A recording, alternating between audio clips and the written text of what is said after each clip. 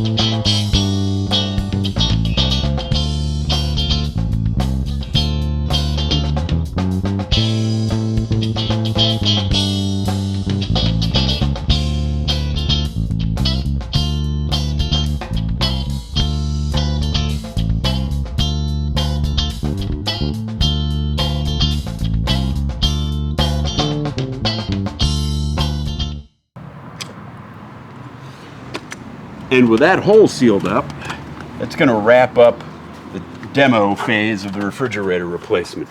This stuff, by the way, this is the sealant you always wished silicone was. Anyway, next time I'm going to be trying to find out how to make room for the new refrigerator in that unholy mess in there. I don't really have a plan for that, so it should be interesting. Stay tuned. See you later. Bye.